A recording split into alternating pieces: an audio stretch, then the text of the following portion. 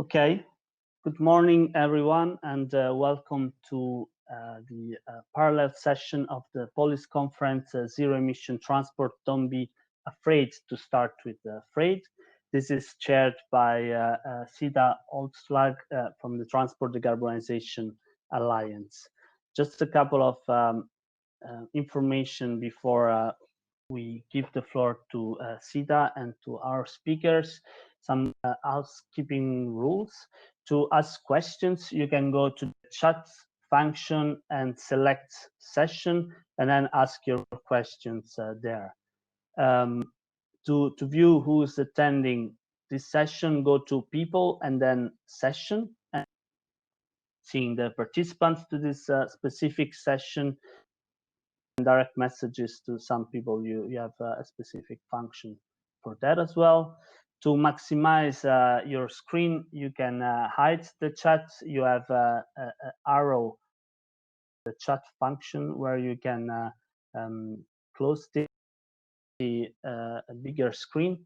And after the session, you can try functionalities of the platform, and you can try to network in the networking function, and then visit the exhibition area where you see our sponsors there, as well as our projects. Today we have a distinguished panel of experts from the industry and from the local authorities, but I will now leave the floor to Sita, who will introduce you at due time to the speakers and will moderate. Thank you, Giacomo.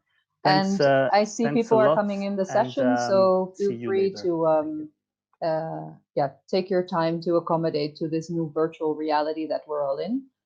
My name is Sita Holtslag. As Giacomo said, I'm working for the Dutch government, the government of the Netherlands, mostly within the Transport Decarbonization Alliance, which is an alliance of front-running companies, cities, and countries, and the Netherlands is currently chair of that alliance.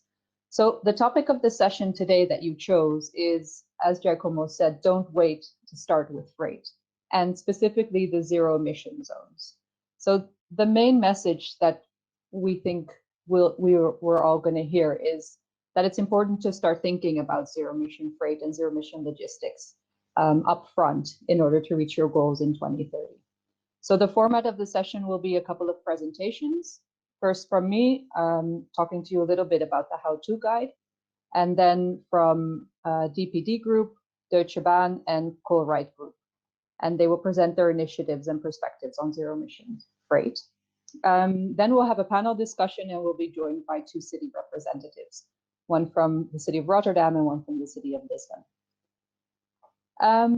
So as Giacomo also said, we'll have presentations, and after each presentation, we'll have time for 1 or 2 questions. So feel free to add your questions in the chat box during the presentations, and we'll hope to answer them either after the presentations or during the panel discussion. So the guide, I have it here, printed, very old school, arrived today in the mail, very on time. And this guide is really a collaboration of TDA, POLIS, and C40. And we've had a participatory process with our members, logistics stakeholders, and have really put together kind of the first learnings on this topic. Because there isn't actually a zero-emission zones for freight yet active in the world. There's announced and there's plans, but it doesn't really exist yet.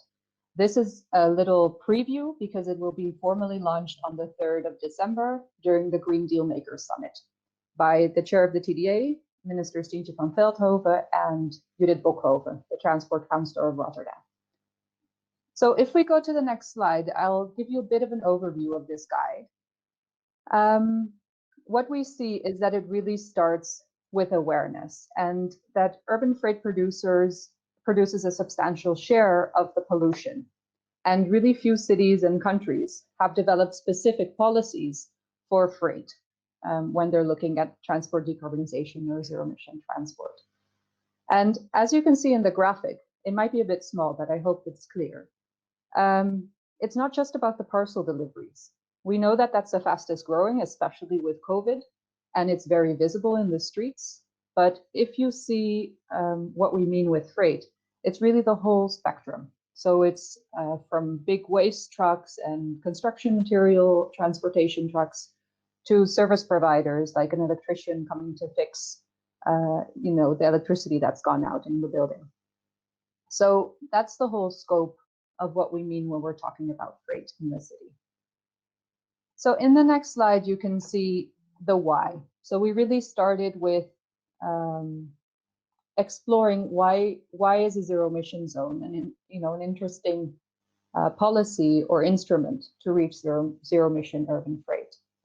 And I think there's very different things to be said, and that's something we also noticed when comparing different initiatives around the globe, that it's a very varied landscape and different approaches are possible to this. But the common denominator is that urban logistic really represents a potential for innovation. So decisions are made very different than, for example, passenger cars. It's much more a rational decision-making process based on either the financial or climate-based targets. And by focusing on this relatively small portion of vehicles that are responsible for a big chunk of the emissions, it can be very efficient and very effective to focus on freight vehicles. And might I say, and this is open to discussion, but we can really, it might actually be easier than converting passenger cars because there's less of a behavioral change and it's more of a rational process. So that might be something for the discussion as well. So really looking at zero emission urban freight isn't just about replacing the vehicles. I think that's something we really have to discuss firsthand. It's really about supporting stakeholders in choosing the right vehicle or service, even if they don't own a vehicle, to carry out their good. And that can be a truck, a cargo van, and that can be privately owned or any other business model that can be out there. So that's one part of it. It can actually be more efficient and a more efficient way of freight in the city, besides kind of the added benefits or the main benefits of CO2 reduction and greenhouse gas reduction and healthy cities. Zero emission zones as an instrument are also a very important and key kind of policy to accelerate the market for zero emission vehicles. So especially if it's consistently deployed throughout Europe or even worldwide, it sends a really strong signal to vehicle manufacturers to accelerate to mass market. So if we go to the next slide, I know you got a sneak preview just now. You can see the structure of the guide. So we basically have 4 sections. 3 of them are listed here. So the first one is really about the why. So why should cities not wait to start with freight? And why are zero emission zones for freight potentially an interesting instrument to do that? The second is really about the steps. So although the order of the steps may vary between city to city, they give an insight into the process and are specifically focused on zero emission freight as an end goal. And then the keys to success, which really discuss kind of the additional factors that can significantly influence the success of a zero emission zone for freight. And the fourth one is the case studies, of course. So that's the next slide. You can see we have a list of case studies. So we have Rotterdam and the Netherlands, because there's 30 to 40 cities in the Netherlands that will have a zero emission zone by 2025. We have Shenzhen, London, and Santa Monica that we dived in deeper to. So unless I don't see any specific questions coming up for this part of the session, if you do, feel free to add them in the chat. But with that, I would like to go to our first speaker, who is Dominique Mamcarz from DPD Group, and he will give a small overview of the DPD strategy for low emission deliveries in 225 cities by 2025, which is very soon. And he's going to share a bit about how the tools, which tools they have to support local authorities to actually achieve this goal. So Dominique, go ahead. Good morning, everyone. I hope you can see my screen. Apparently, yes. Okay. So good morning, everyone. Indeed, I'm Dominique Mamcarz. I'm the Corporate Social Responsibility Director of DPD Group. And I'm going to expand a bit on how DPD Group intends to support cities and local governments to make their city, let's say, greener. Before that, I would like to tell you a bit about who DPD Group is, if you don't know who we are. DPD Group is the largest parcel delivery network in Europe, part of Geopost, which is owned by the Groupe La Poste, the French Post. With 77,000 delivery experts and 46,000 pickup points around Europe, we deliver on an average 5.3 million carbon neutral parcels every day. And we do that through our main brands, which are DPD, Chronopost in France, CO in Spain, and BRT in Italy. So that's for the European coverage. Today, we are on the 30th of November, and you might know that it's the so-called Cyber Monday. We expect a record-breaking of 40 million parcels delivered, meaning an outstanding 30% increase compared to last year. So DPD Group, in that context, will deploy exceptional and extraordinary measures, such as contactless delivery, of course, to prevent from COVID to be more expanded. And as well, we have hired 17 additional drivers. So that's for DPD. We indeed have as well a global CSR program called Driving Change, where we intend to decrease our environmental footprint and as well to maximize our positive impact when it comes to the social footprint. Going into the topic, we want and we aim to become the reference player in sustainable delivery. What does it mean? So far, we have been able to decrease the carbon emissions by roughly 14% CO2 emissions per parcel compared to 2013, and we aim to reduce them by 30% in 2025. We will indeed try to act upon our, let's say, all the elements of our delivery chain, meaning long distance trip, buildings, and as well last mile and first mile emissions. So far, we have deployed around 1,600 delivery, low emission delivery vehicles with the aim, and we lately disclosed a bold emission to deploy exclusively low emission deliveries in 220 cities by 2025. I'll come back on that in a few seconds. Last but not least, DPD Group has been carbon neutral since 2012, which is one of our, let's say, main track records. We do that through the measure, reduce, and offset approach. And of course, on a yearly basis, we are externally assessed by EcoVadis, that you might know as a sustainably supply chain rating agency, with a gold level, meaning that we are somehow 20 points above the average sector rating. So this is DPD Group ambition. Coming on, let's say, the latest announcement disclosed in October, we would like to commit to deploy 225 cities to be exclusively delivered with low emission means, meaning electric vehicles, natural gas vehicles, but as well cargo bikes and potentially workers when it makes sense.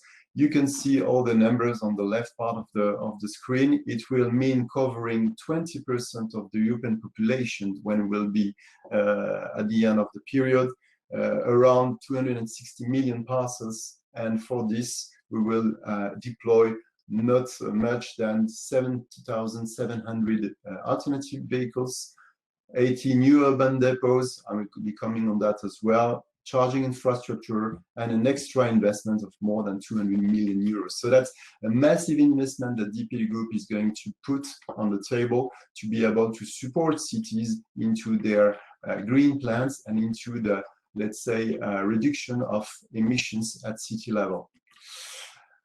Let's deep dive a bit into the Dutch case, because you all know that we are under, let's say, the patronage or under let's say, the leadership of Arnhem and Nijmegen cities for this POLIS conference. Wanted to make a focus on the Netherlands. So for the Netherlands, the plan is to deploy 30 cities by 2025 with exclusively low emission means, and including Arnhem and Nijmegen. And if you look at the numbers, it will mean basically 1 citizen out of 3 to be concerned with this, a bit more than 300 vehicles, 8 new urban depots, charging points, around 300, with a result of 2,000 tons of CO2 avoided every year. So very impactful. As you can see on the top right hand of your screen, DPD Group intends to combine both low emission means, but as well city infrastructure, which will be key for us to be able to interact with citizens and customers at the heart of the city. So on the picture, you can see the live example of the micro depot positioned in the heart of Rotterdam. And this location really combines customer facilities and operational area where we operate small vehicles such as the one you can see at the bottom, triples or cargo bikes, to deliver last mile with no impact and no emissions. And I must say this is something that will be completely something in line with the intent of Rotterdam to deploy their zero emission zone by 2025. There's a new topic where DPD Group would like to be, let's say, leading and a driving force. I didn't mention it on the previous slide, but we will be avoiding 4 tons of CO2, of pollutants in the Netherlands with our approach. We consider that pollutants, and especially fine particles such as PM2.5, are very impactful for human health, leading to something like half a million fatalities every year. So these fine particles, 20 times smaller than the human hair, go really deeply in the organism and can provoke really severe health problems.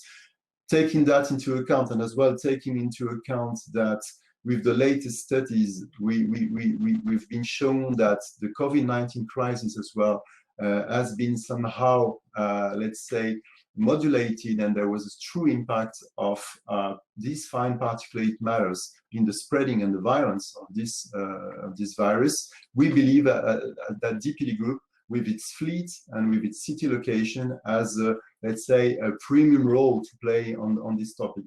This is why, after a successful POC in 2019, we decided to commit to deploy sensors, laser-based technology that are applied on our vehicle, on our city location, sensors in 20 European cities by the end of 2021. This will go with our partner that we selected, a company called POLITRAC, that enable us to deliver 2 specific elements that you can see on the right part of the screen. So the first deliverable was about giving information to citizens and consumers about the air quality at their doorstep. So you can see on the screen the example of the platform AirDiag, and we will be coming on this point as well in a few seconds. The second deliverable is the city authority deliverable, meaning that we would like to provide data and data visualizations to cities for free until a certain level, to make them and to enable them to make fact-based decisions with real-time information and really fine-grained particles visualization. So you can see on the screen the logo of Lisbon, which is the so-called European Green Capital 2020, where DPD Group first tested this framework. And I must say that I'm very happy with the outcome, because we were able to, with insightful PM2.5 information, be able to advise the city of Lisbon, and they decided, based on DPD provided data, to implement a low emission zone in the heart of the city in January this year. I guess that Pedro Machado might expand a bit more on that after in the panel session. So that's for a quality monitoring program. Let me show you a bit what the capabilities of the POLITRAC tool are. What you can see on your screen is the kind of dashboard which is made out of DPD collected data, where you can see the live air quality index, meaning the exact, let's say, level of air quality at very precise level, because these dots are 100 by 100 meter dot precision. And this is really one first capability of the tool that can be very insightful for city authorities. The second one is the hotspot one, even more insightful, because the first one was about showing the live information, or at least the latest information. The hotspot one that you can see on the screen is really to see the map of the most, let's say, polluted areas of a given city. Here, as an example, it's Paris. You might have recognized it, and enable a city to really work on a precise level, at really root cause level, how to positively impact, let's say, the air quality of a city. Last but not least, I would like to suggest and to propose a short interactive session for you, participants of this session. As you can see, we have provided here a QR code that will help you to experiment the AirDiag. AirDiag, you know, is the platform that we have developed in order for everyone or every consignee or parcel receiver to be able to figure out which is the pollution level, the PM2.5 level, at its doorstep level. So if you know an address in Rotterdam, don't hesitate to put it here. If you don't know any address, you could easily increment the one which is on the screen. While you are doing that, I just would like to conclude my talk with the following. We have basically two main ways in which we believe that will be very impactful in helping cities and governments to support their local plans. First, the European ambition by covering 225 cities with exclusively low emission means by 2025.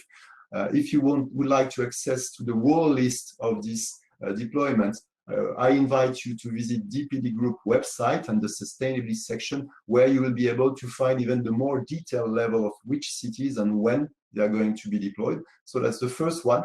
And the second one is definitely the air quality monitoring program that we intend to deploy in 20 cities by the end of 2021, if, of course, the COVID-19 crisis ends.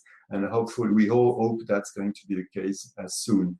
So thank you for your attention, and I give back the floor to Sita. Thank you.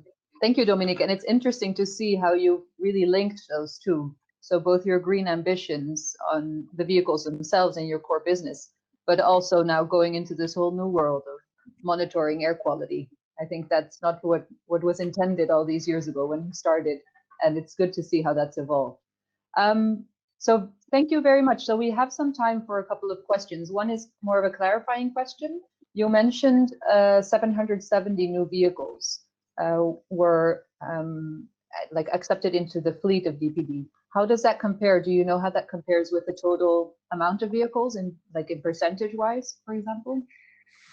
Yeah, of course, we have a very precise and thorough monitoring of our fleet. It's always indeed the case, and we know that today we do implement when needed and when it's very relevant low emission vehicles. So definitely urban environment is really the area where in priority we put in place those low emission vehicles. I didn't mention it, but the scope of our program, in the scope of this low emission deployment of 225 cities, we will reduce the CO2, the carbon emissions, by 89% in those given cities, and the air pollutants by 80%. So we really try to be as effective as possible where it makes sense.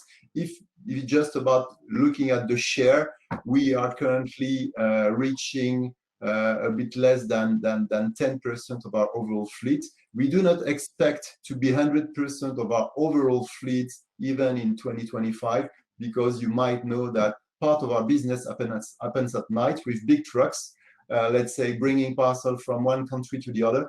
And there are as well, obviously, other small vehicles that are going more in the suburbs of a city, where the current technology of EVs sometimes is a challenge to us to be able to operate such vehicles. Yeah, thank you. That's a very clarifying answer. It's going to be interesting to see how in the next years those other segments might also mature, hopefully a little bit faster. So another question that came up was, so you've shared a lot about what you're doing, but what would you need, or DPD or companies like DPD need from local or regional governments to actually reach these goals? What are your asks? in that sense?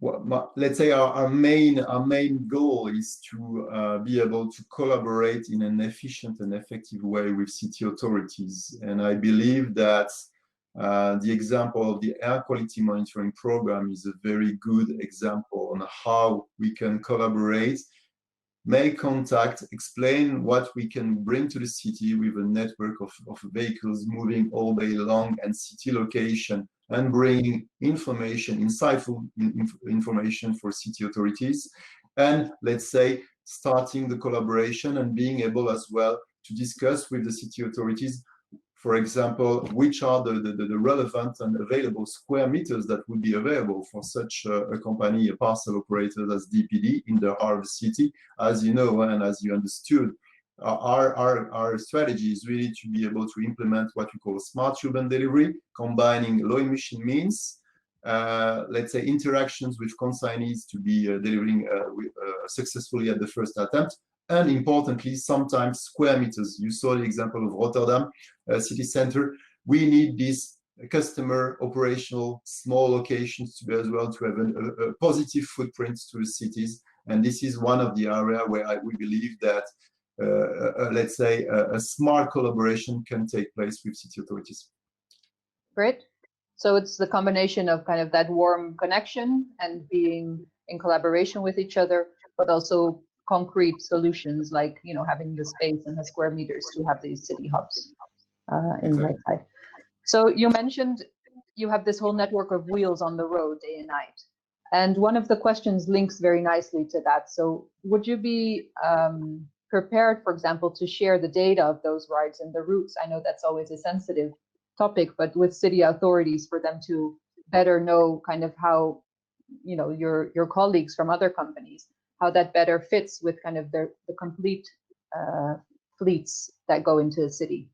I know that's a tricky one. I don't want to put you on the spot, but I'm open to all questions. Okay. No, it's a challenging one, but be aware that major customers of ours currently challenge us on a daily basis on the type of and the breadth of information and data that we can share with them.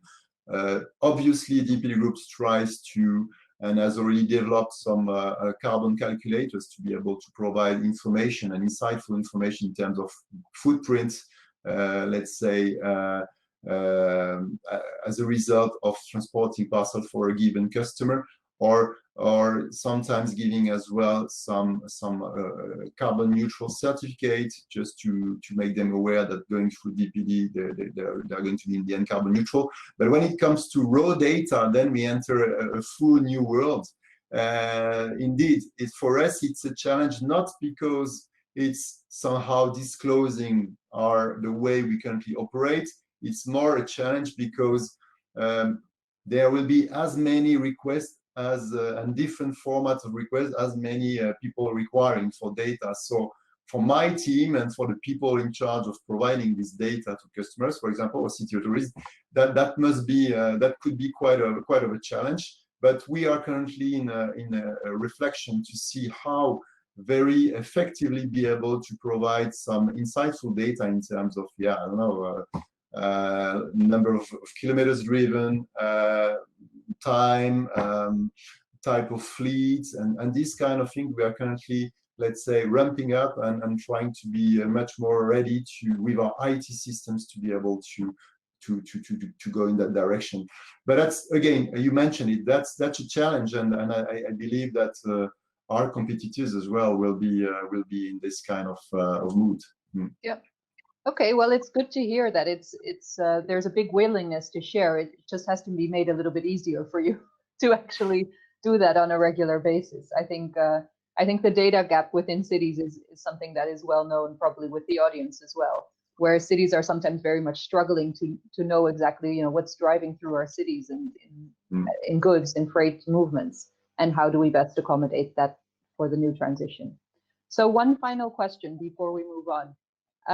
You've presented all the ambitions up to 2025, but what would the next step be after 2025 for DPD Group? Indeed, after 2025, we do not intend to stop our efforts, definitely. Yeah? We will aim for, let's call it a fully CO2-free last mile deliveries by 2014. That's going to be the next step. We definitely count on let's say, a market which will be more mature in terms of vehicle provision and zero-emission based, of course. So we made this bold move until 2025, and as you understood now, while taking into account the current level and current maturity of the market, with as you can see as well, a big share and massive investment of DPD Group, 200 million euros more to be able to cover these 2025 cities by 2025. So we expect the market to grow in terms of breadth of models and vehicles, enable us to be more effective, but that will not be the only thing that we'll be focusing on. We will be focusing, as you mentioned, on the long distance trip as well, enabling let's say massive reductions, because this is a big chunk currently of our carbon footprint. Building efficiency as well is an important one. And of course, we will work further to deploy our air quality network in the next to the 20 cities after 2021. We would like as well to really increase the, let's say, the coverage at European level and even at international level on that. And last but not least, and this is something that has not very been mentioned a lot, we intend to play a role in informing parcel receivers, consignees, on the impact of their environmental footprints, and not only to inform them, but as well to give them solutions to decrease their footprints. And that's going to be as well, I think, a very big challenge for us, but that's something that we are ready to go for. Wow, exciting. I think that's a big remaining puzzle piece still out there, informing the consumer and giving them the choice. Yeah, giving them an activity. Thank you so much. It's been very interesting presentation and discussion. I'd like to move on to our next speaker, who is Dustin Schöder from Deutsche Bahn, and he will present the success factors and the remaining challenges. We've already touched a bit on that, from the transport industry perspective and the implementation of electric fleets. So Dustin, the floor is yours. Yes, thank you very much. Very happy to be here. Share my presentation. Yeah, I'm working for Deutsche Bahn in corporate strategy. I'm a project manager, and Deutsche Bahn is not just about railroad transportation, passengers and goods. It's also with DB Schenker part of the roadbound freight transport industry. This presentation was created together with Verena Erler, colleague of mine. We conducted a lot of research together, and I want to show you some insights and to discuss some experiences from projects we conducted, especially with a focus on urban transportation, urban freight transportation. The city is a very special area when it comes to logistics. Challenging area. We have a growing population still in a lot of urban areas. With that comes a high level of congestion and all the issues of air quality, pollution, and so on. We see that there is a trend to limit the access into city centers, which is quite new for the logistics industry, at least in Germany, and strong or hard regulations will follow. And we see a high level of competition, for example, also in city areas, also in logistics industry. And yeah, I want to jump directly into 5 projects. I want to present in a very brief way to you what Deutsche Bahn is actually trying to implement. There are with iHub and Fuso Canter 2 projects focused on the utilization of electric trucks in especially urban areas. Both projects had a little different focus. The iHub was focused on the battery of such an electric truck. What is a second life concept, a dual use case for that kind of battery. Of course, in order also to have a beneficial use out of the battery and maybe another monetary use with this battery and the power inside. And the Fuso Canter was about exploring the changes which are necessary in planning, in operational processes, in changing infrastructure, for example, when you want to utilize electric trucks as a company. And there are different projects, for example, the Enride teapot, maybe you've heard about that already. It's about a full electric and autonomous transport vehicle. So cooperation with a Swedish startup, this development of this technology, and it was successful operating in Sweden between 2 DB Schenker locations. But yeah, experiences have shown it is not yet ready for inner city usage. So the autonomous technology is still not qualified enough to handle very intense, stressful situations with a lot of people maybe walking around in the streets in cities. So this is not conducted in urban areas. And the EDDI project is about platooning. So actually it's focused on main haul, but of course main haul is needed in order to conduct last mile operation in, for example, urban areas. It's also linked to autonomous technologies. Insights were that savings, for example, were not as high as expected, especially fuel savings. But in the end, the technical robustness is very high. These platooning technologies are actually working, and DB Schenker is planning to implement that in future. And on the very right, focused on urban areas exclusively, is a project we call VColli. It's about cargo bikes, and it was a project evaluating the usage of cargo bikes. Is that a way to go to deliver pallets and freight to, for example, shops and stores in inner city areas?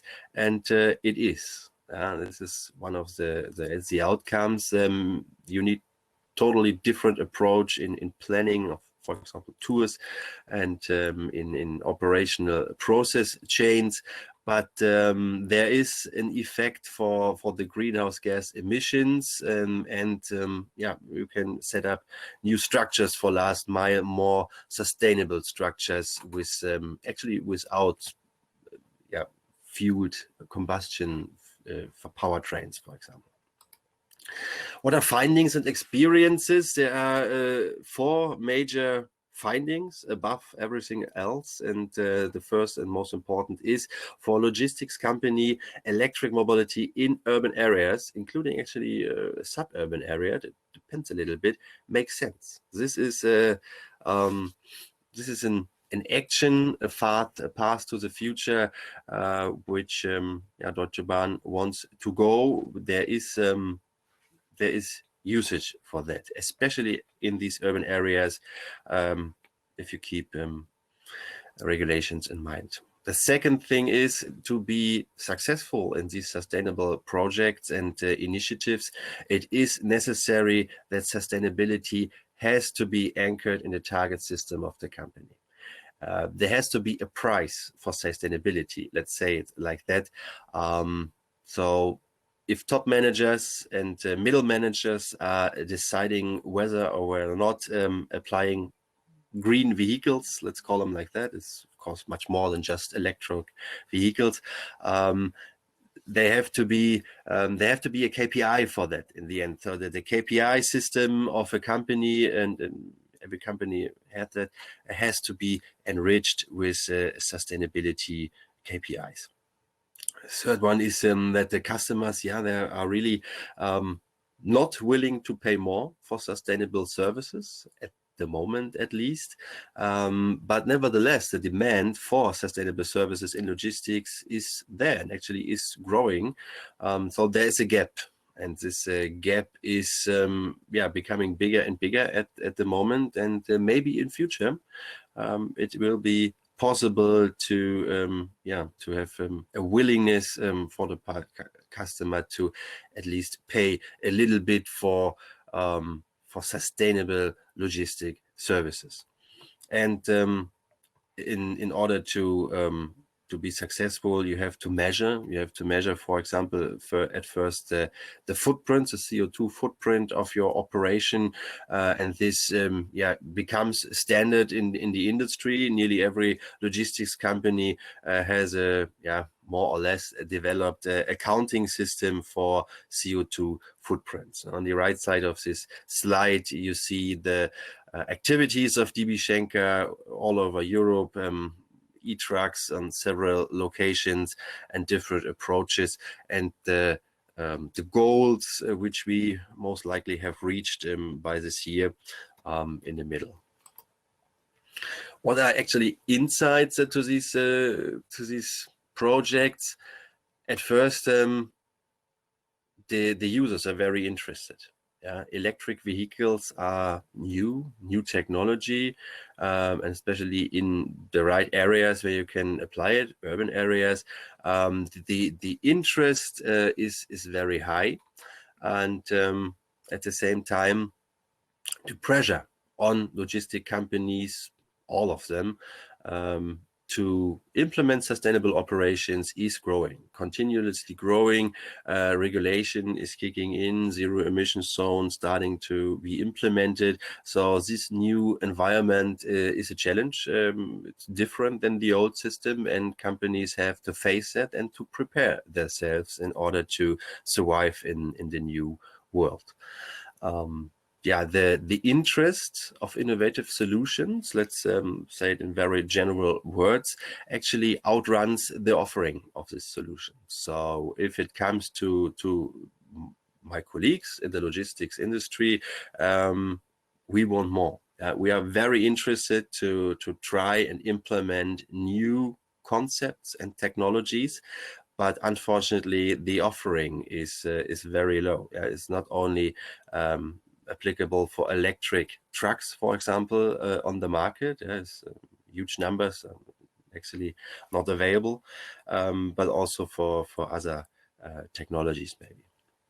And then that the cargo bikes are not some small joke or something like that. They really contribute to delivery, and could maybe even replace up to 20% of all transport carried out in urban areas with internal combustion engines.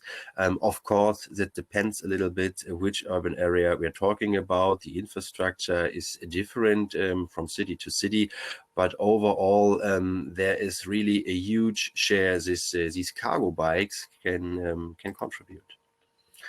Out of that, we identified success factors. First one is the level of acceptance. You cannot run your business and your processes if your own colleagues are not accepting the change. So, and this is a very positive message. Electric vehicles, for example, are very wanted by the personnel.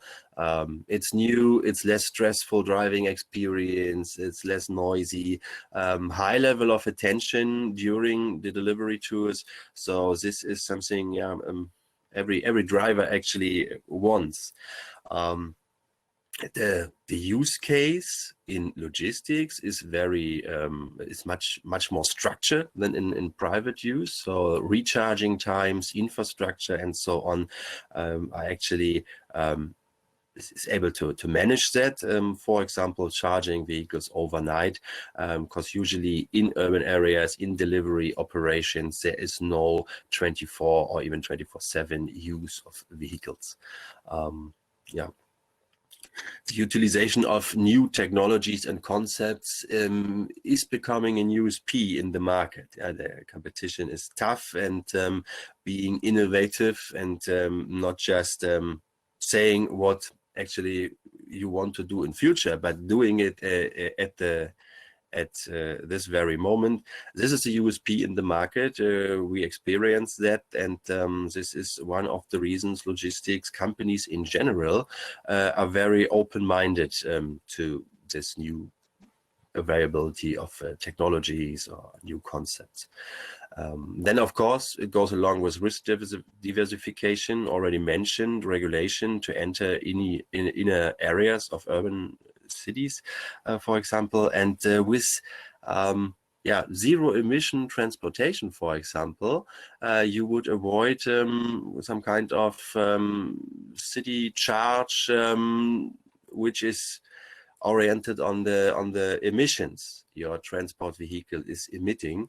So this is from a monetary point of view very important that there is of course an outcome there too, and then that it is important that the customer is actively asking for these sustainable services and has a willingness to pay at least a little bit more for it, especially at this very moment where the change in the systems in the logistics industry is still a challenge. What are remaining issues? Most important, and maybe start with that the customer is not willing to pay more at this very moment, and this is an issue for the cost structure, because usually change to new technologies, to new concepts and new processes costs money. And so the lack of paying for sustainable services is one of the strongest issues here. If, the offering on the market, already talked about that, there's just not enough offering to all the interested companies and people, the infrastructure question, of course, the electric infrastructure to charge vehicles has to be there in the end. Sometimes some logistic areas outside of urban areas are not linked to the electric system in a way that you can charge a whole fleet all at once. So usually after 10 trucks you charge simultaneously, and at the same time the electricity goes out, and the whole logistic park is off the grid. And then there is an internal change needed. This is quite a process, quite an issue. You have to take all the existing processes, for example, in planning and operation, and transfer them into the new world, into new circumstances, because it's not just replacing an internal combustion truck with an maybe zero-emission truck. There are much more changes behind that, and you need to train people, you need to convince people that this change is necessary, and how their work is going to be structured in future. And what is the next steps actually from our point of view? Further fostering of funding for example acquisition and utilization of electric vehicle is necessary. We have not reached the point that without funding, public funding, for example, the huge share of the logistics industry will change their for example powertrain technology. We always have to talk about sustainable services when they are sustainable, in order to create a customer awareness that this specific service was sustainable and the other not. So this is important from our point of view. The market offer of vehicles again, of course, and then monetary possibilities. For example, change the depreciation possibilities for users of these new, for example, electric trucks. And what's also necessary, and from our point of view underrepresented at this very moment, maybe at least in Germany, it is important that the early movers can have a platform for exchange, not exchange of business and stuff, but experiences. What are the experiences of company A when they conducted a project, for example, with electric truck, with new concepts for urban delivery, with new concepts for last mile delivery, so that companies can learn from each other, and the change will be much faster in the end. Thank you very much for your attention. Thank you so much, Dustin. It's very interesting to hear. There's a lot of information, but especially the 90% of transport that can be replaced with cargo bikes. I think that was a new one for me. I think that's very interesting to follow if that will actually materialize. And I know you couldn't hear because it's all virtual, but I love the build-up where you said a couple of times, customers need to pay a little bit extra. And then on the next slide, you said, the problem is customers aren't willing to pay that little bit extra. So I think that's definitely an interesting topic that we'll discuss. There are some questions that came in, but just to have time for all the speakers in the same manner, I suggest we discuss them in the panel and move straight on to the next speaker, and then I'll address some of the questions to you in the panel, if that's okay. Thank you so much, Dustin. All right, thanks. So our next speaker, our last presentation actually also, is from Jonas Haustraete from Colruyt Group, and he will present a current project that they're having on zero-emission off-peak urban deliveries called ZEUS. So Jonas, the floor is yours. Hi, good morning. I'll share my screen.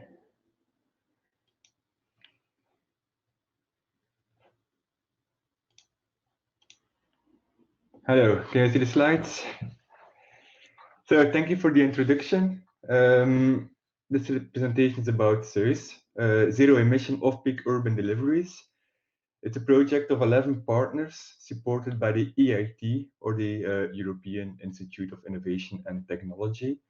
And more specifically, it's about EIT urban mobility, which addresses the main challenges of urban mobilities in cities in order to create more livable urban spaces.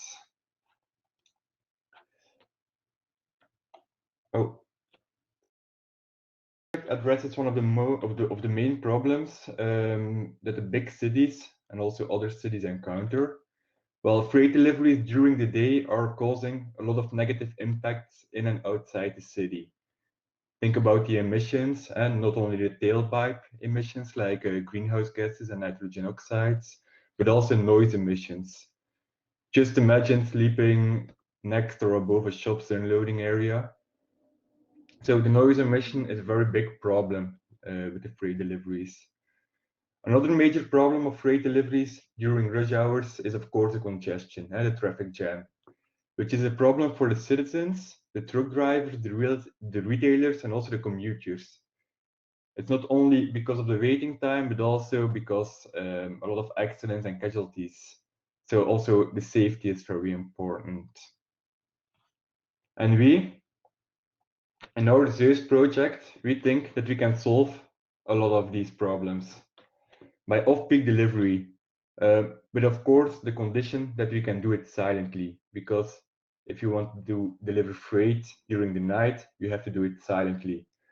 Silent off-peak deliveries with battery electric vehicles, or at least plug-in hybrid electric vehicles, ensure that we have less noise emission and zero greenhouse gas emissions and zero nitrogen oxide emissions during the total journey of the truck.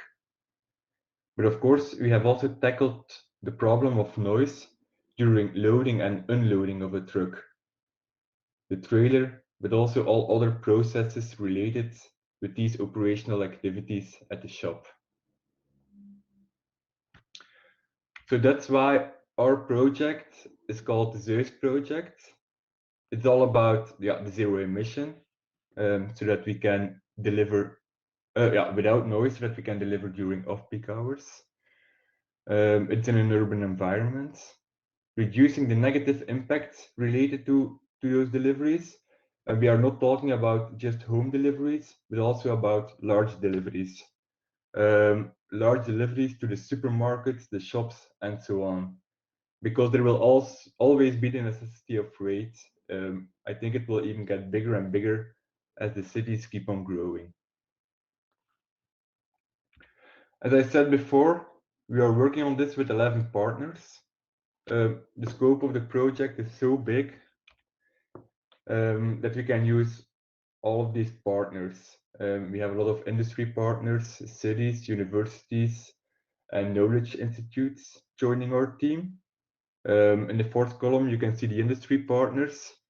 TRATON, I don't know if it's known for everybody, but TRATON is the group containing Scania and MAN, so the truck companies, and they are delivering battery electric vehicles and plug-in hybrid electric vehicles to carry out all our tests within the project. Colruyt Group is a retailer in Belgium, one of the biggest retailers in Belgium, and they execute more than 1,000 deliveries per day. So we can use their deliveries as a test for our project. Also, the cities are very important, Stockholm, Munich, Barcelona, because we need them for a living lab for our tests. And afterwards, all universities and knowledge institutes can configure the tools and analyze our results from our tests. So that's why we needed a very big consortium, because we needed a lot of expertise within the project team. So what is it all about? The field tests, of course, they are very important. We executed 2 types of tests based on the 2 main use cases we identified. The first one is the driving and maneuvering in the city. We did some tests in Stockholm and Munich. Entering the city with a large trailer causes a lot of impact for citizens and other stakeholders. So we did some tests, we collected a lot of data, like the noise emissions. We had some sound measurements on the vehicle, but also some other data, like GPS data, to know traffic conditions, other city-related data, like spatial distribution of buildings and population, to know the population density, for example. The second type of tests are the operational activities at the shop, such as loading and unloading of all the goods. We did those tests in Brussels. And during all those activities, all those operational activities, like parking the truck, unloading all the goods, the noise is also measured. We created some new processes. We used some new materials to make silent loading and unloading possible.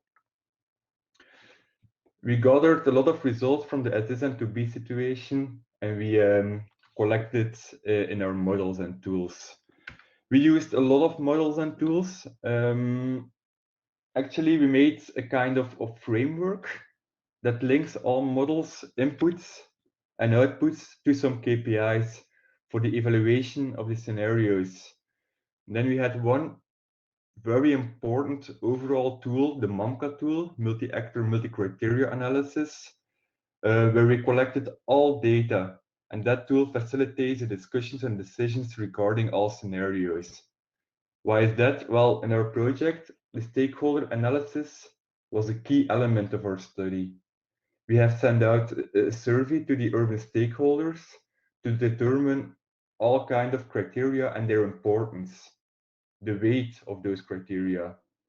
Sound will, for example, be very important for the citizen, a neighbor, but will be less important for the driver.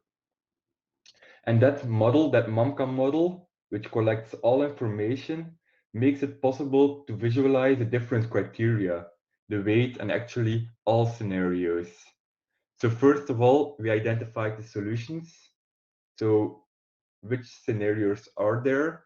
Then we identified the stakeholders, who is relevant, who is not relevant. We identified the priorities, so that's the weight for all the criteria.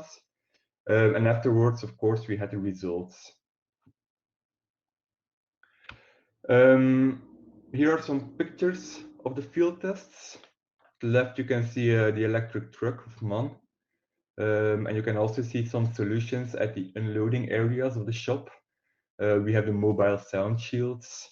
We have coating of the lifting table, coating of a tailgate. The coating of a tailgate is a very important one because it was identified by the citizens, by the neighbor, as sound source number 1. actually it's making a lot of noise when the tailgate, which is iron, hits the surface, which is concrete, and the coating is solving that, because each time the forklift drives over the tailgate, it makes a lot of noise, and it's only one thing of noise you need to have an unsatisfied citizen. So it's very important to reduce all kind of noise. Right now, we are gathering all the results, analyze everything, and next week we will present a lot of those results in our webinar.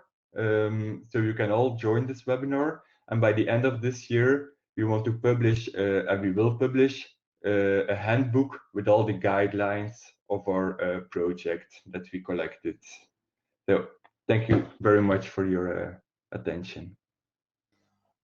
Thank you very much, Jonas. And I very much appreciate the kind of the bigger scope that you brought to the discussion, where it's not just about CO2 and health benefits, but also the general well-being, including the noise. So I used to live on a market, so I very much recognize this statement that you made, that these they make a lot of noise, these heftrucks. So yeah. Yes, and there are different sources of that noise. Yeah. And it's the first difficult thing to identify all those sources of noise and then prioritize them. So yeah. So as my former self, I've moved now, but I appreciate that there's attention coming to the noise aspect of for citizen well-being. So one of the questions that we have before we move to the panel, specifically for you. So in the MAMCA model you used, it really stresses the importance in understanding the needs and preferences of the different stakeholders. So what type of stakeholders did you include in the analysis? And the second part of that question, are you sharing this data with the cities where you collected the data? Yeah, indeed. Well, in the MAMCA tool, the first thing was to identify all the stakeholders. So who is important and who is not important. Of course, almost everybody is important. But we included the citizens, the retailers, the shop owners, the truck drivers, and we asked all of them their importance for the criteria. And of course, we did a survey. We sent out a survey to all that kind of stakeholders, and we will share the results with the cities. And I think for all EIT members, it will be free to have the handbook. And at the end of this year, we will also sell the guidelines for I don't know, but it's a reasonable price. So yes, we will share everything. Great, thank you so much. And please feel free to stay in this part of the room. And okay. I now invite all the other speakers and our two panelists from the city representatives to also turn on their camera. So I would also like to introduce Jos Streng from the city of Rotterdam. He hasn't had a presentation, but will be joining us in the panel. And Pedro Machado from the city of Lisbon. There we all are, yes.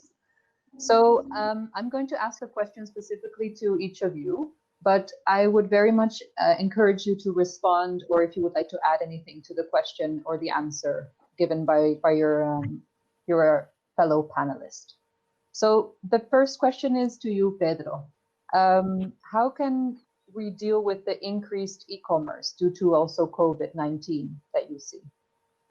Well, thank you, Sita, and thank you to POLIS to inviting us to be present here in this topic. So the first thing that I would like to say is that logistics is a very central topic in cities that has not been dealt with in a very effective way in the last years. Only 5-10 years from now, some leading cities have started to work on that as a priority issue, and for that several partners have been key in this evolving, like POLIS, TDA, C40 Eurocities. These networks of cities have been key to evolve, to let cities evolve in knowledge on urban logistics. So now we have to also understand that urban logistics is not only about retailing and parcels, like Sita, you told in the beginning. So for instance, work construction can go up to 20, 30, 40% of the logistics, and we don't usually consider that, so that we have to pay attention also to these things. So going to your question, So in the beginning of 2020, we were looking into how we can improve urban logistics in Lisbon, and so we were designing this new regulation and creating rules for loading and unloading, try to make it more effective.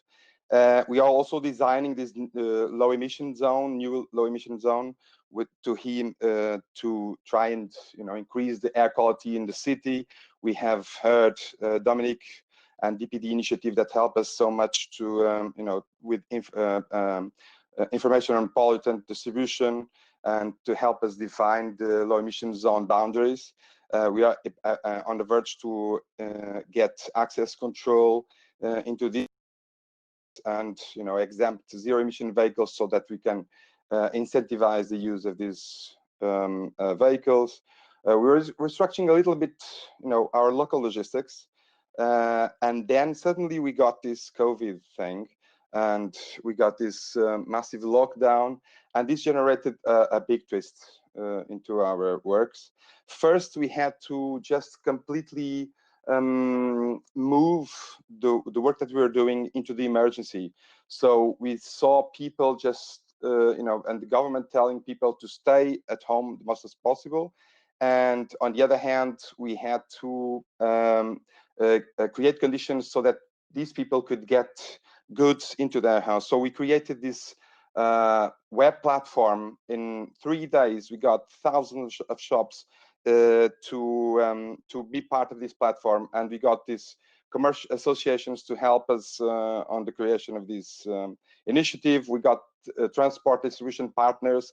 Let's say we saw these taxi companies, sharing service operators, just helping the city to move the goods from the shops, from the pharmacies to the homes. So this was the first big thing that we did when COVID struck in logistics. And then we had finally, that when this was almost settled down, and we then had to refocus on helping the local commerce that is suffering a lot.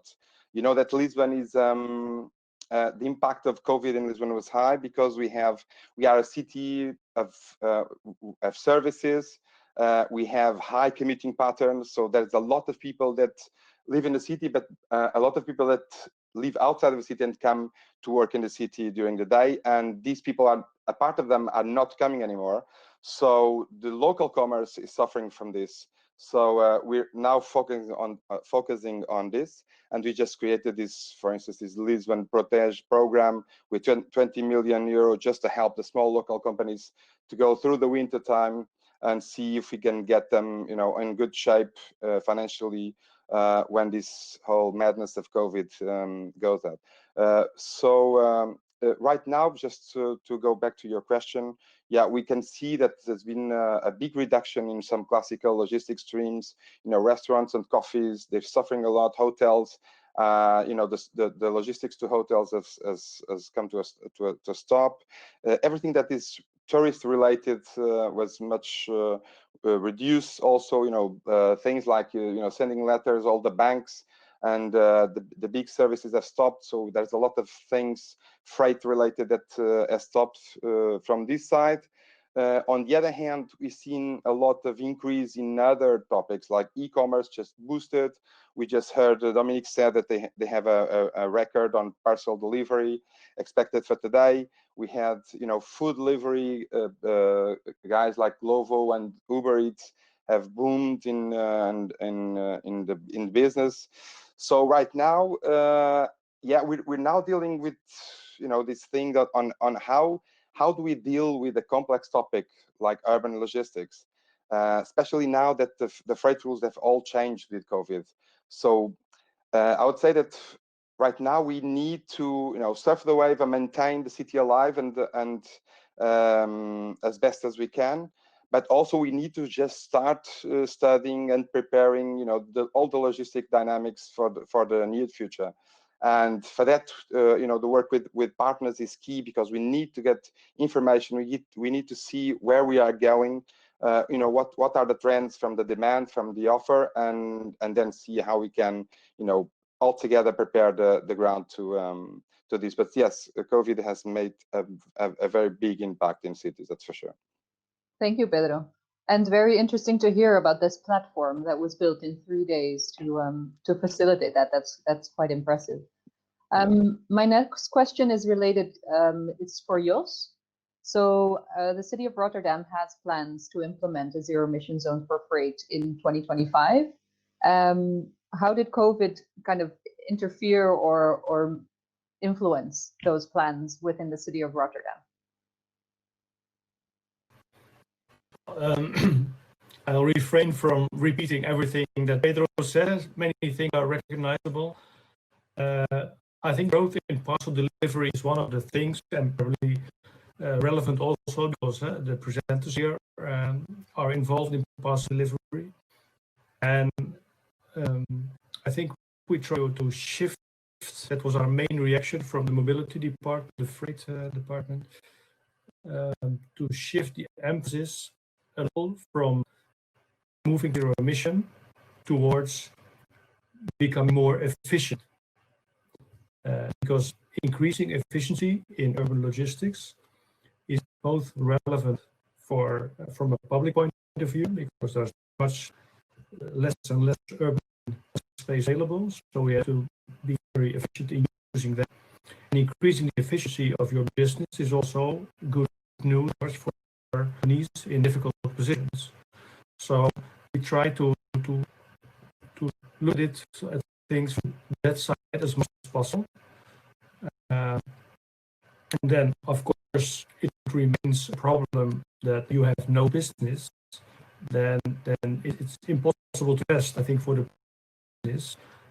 The problem is more how to deal with all the parcels that have to be. So businesses on hand booming for some part of logistics landscape. And in other areas, it's much less so. Perhaps one last thing, it relates to what was being said by, among others, in the public being unwilling to pay. I think it would be interesting to put to that. Something I heard on a Dutch radio program, well, which many old people like myself listen, where Holtslag Amstel, a local, you could say, celebrity in city logistics, or perhaps even internationally, argue that one way influencing the process with parcel delivery strain on the public life in the city is civic action. So people in the city mobilizing their joint power to say, no, we don't want these dirty or this high number of vehicles in our road anymore. Thank you, so Jos. I think that would. I have a bit of trouble hearing you sometimes, but I recognize one of the, maybe trying to turn, I think it's to do with your microphone. There's some I think we heard most of what you said, but the most striking thing that I think you were trying to say, or that I recognize from an earlier conversation we had, is really this reappreciation of the logistics sector and the public space within cities, where civilians are no longer accepting maybe the huge amount of urban space that is needed for transport, and reevaluating kind of the logistical flows within the city, as you know, keeping the city alive eventually. So if there's anything you would like to add to that, maybe we can try your microphone again or through the chat. That was my point. I'll try it. As someone suggested, I move more to the microphone. So this I'll try and do that. Be closer to the microphone. Better now. But this, I will be more in your face. But that is just because of the acoustic reason. Okay, thank you so much. And one question that's very related to what Jos actually just said, and also came up in Dustin's presentation a couple of times, is really these customers that are not willing to pay for this extra transport. I know we've all gotten used, or maybe a little bit addicted to transport is free and free shipping, and that there is money actually needed for this transition. And then there's two ways that we can actually choose to go, I think. One is ask the customer to pay for this sustainable choice and pay a little bit for the transition, or make the polluter pay for the transition. And that's a question from Lucy that came up. So is another option, and this is a question to Dustin first, and maybe others would like to respond, is an option to charge or restrict non-sustainable movements. Is that an option to facilitate front-running companies to make that transition? What is your opinion on that, Dustin? Yeah, it's a difficult issue. Of course, if you charge all the internal combustion trucks and vehicles, it's like a huge move. It's a sharp sword. I don't think that is a good solution. The solution is, or needs to come from the demand side. So it needs to be demanded that the transport service is sustainable or even zero emission. How to move the customer? Several ways. Either your portfolio is exclusively only zero emission and sustainable services. Some of the companies are going this way to the future, and the other way is that you at least offer it, that you promote it as much as possible, or that you get some kind of monetary kickback from another party than the demand side. That could work too, in order to accelerate the implementation of sustainable technologies, for example. Is there anyone? Yeah, Dominique, you want to respond? Yes, indeed. I'm in agreement with what Dustin said in a few seconds. I believe that the market will drive a lot on this topic, and I guess the answer will be a combination of market, let's say, price that will go down, and a mix with cities as well, sometimes in governments, and subsidizing or giving incentives to deploy lower emission vehicles, and as well, and that's important, efforts made by carriers and logistics service providers such as us. I just explained in my presentation that for us, and we wanted to be transparent, that the 225 cities in 2025 will be an extra cost of 200 million for DPD Group. So that's a massive investment. So far, it costs money, but we will try to be as smart as possible at local level to both combine incentives and, of course, try to get some scale economy with car manufacturer and van manufacturer. Great. And Pedro, if I might also add a little twist to the question towards you, is how do we also get the small and medium enterprises on board with this transition, considering those costs? Well, I think that we've been discussed this for a while with our partners, and they know that all these companies know that there is no way that we can head to a different road. So this will come at some point. Of course, we need to work with them, and we need to give them some space to adapt. But the fact is true. It's also true that we've been discussing this issue for a long time. I remember having projects, local projects, European projects, where we had these partners, discussing this. And the fact is that we haven't, from our side, we haven't been able to create the perfect set of rules that leads them towards this direction. And from their side, they also didn't, they are waiting for the organization to be. The feedback we get is that they say, well, if the rules are fair, if everybody has to play from the same rules, we'll go through it. Of course, it's also difficult when we have political cycles that come every 4 years, and then rules can change or opinions can change, and this also needs some stability. So when a shop says, well, it's going to cost me to change my fleet, I have to understand, but I have also to tell them that, look, that there is no other way. We have to go into this direction. And I think we just launched, for instance, a program where we giving 500 euro for every cargo bike that is bought in the city. There are things that you can do, and that can allow us to progress in this direction. I'm not saying it's easy, but we have to go. There's no other way now. Yeah, I think that's a great message. We have to get there, but no one has the silver bullet yet. So we're all trying different things, I think. Does anyone have anything to add, kind of ideas or possible solutions to make that change acceptable for these small and medium enterprises? That is something that always does come up in the discussion on urban freight. Jos. Well, yes. there is something I would have to say on that, and it's probably not the whole answer, but I think part of this problem group, if you would like to call them that, is that they may be involved in a process which, from a logistic point of view, is not very efficient. So they may, for instance, keep on using a single vehicle for only 1 or 2 trips a day. And this may be one of the things that should be changed. So they could learn something probably from, let's say, the parcel segment, which is much further developed in optimizing the use of resources. And if we add to this the lack of public space that we foresee if the cities get more and more densely populated, then probably it's worth a while to investigate a little more and try also to develop in the 5 years we still have before the introduction of the zero-emission zone, or actually 4 years, to research it, along with, of course, companies volunteering to research, to try and find out an alternative for something that's a problem for them now. Yes, thank you, Jos.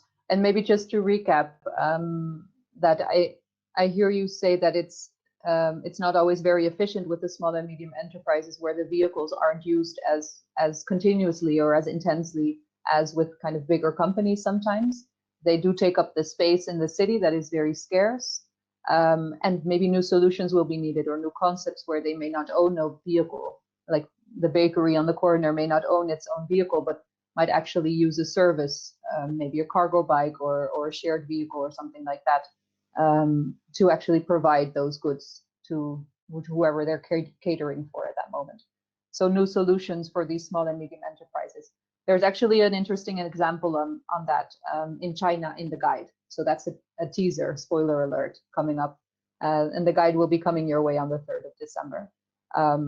But where there was this concept use of a shared vehicle that maybe almost like an Uber for freight, but not Uber, but where it can really be used as a service, either for a limited trip or a specific period of time. A zero-emission freight vehicle could be used.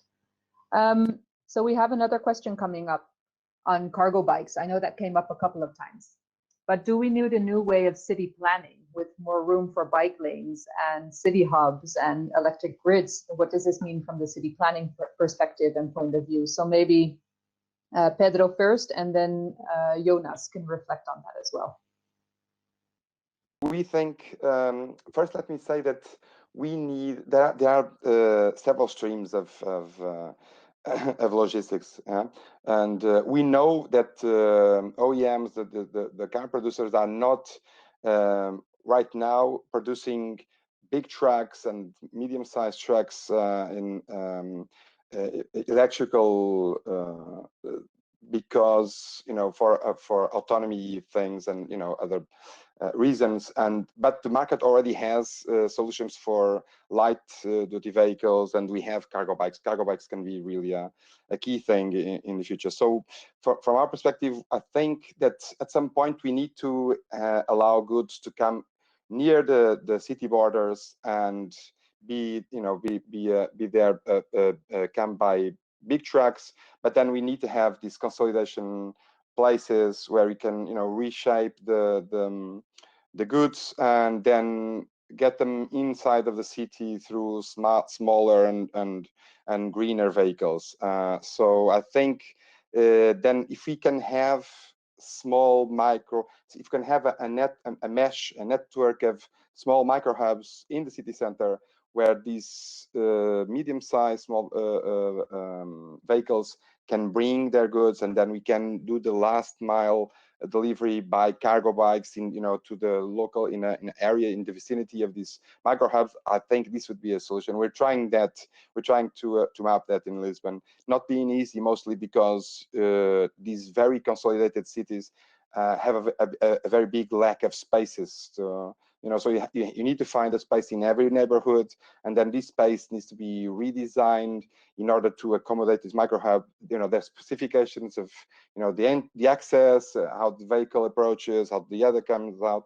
So it's not an easy task, but I think there is room, and definitely cargo bikes, in my opinion, is going to be. We have a city changer cargo bike Horizon 2020 projects running in the city, and it's great to see, you know, that generated a lot of enthusiasm. The deputy mayor himself has been using one for the last month, and it's, you know, now is a big support, and well, he was already, but now is you can see that, you know, the from the political side, the management side, and also from the technical side, everybody is very enthusiastic about the solution. It's not an easy solution. Also for parking, you know, if you want to park easily a cargo bike in the city center, is not like parking a scooter or a regular bike. You need some space, so we need to create dedicated spaces also to this. So there's a road to go, but definitely that's a great solution that we want to try. Thank you, Pedro. And I brought my kids to school with 3 degrees this morning in a cargo bike, so I can very much respect your point on that. It's not an easy solution. It was quite cold. Maybe Jonas, I know I promised you this question, but there's another question I wanted to ask you as a last question of this panel. So one of the KPIs that you mentioned is this noise measurement that we talked about.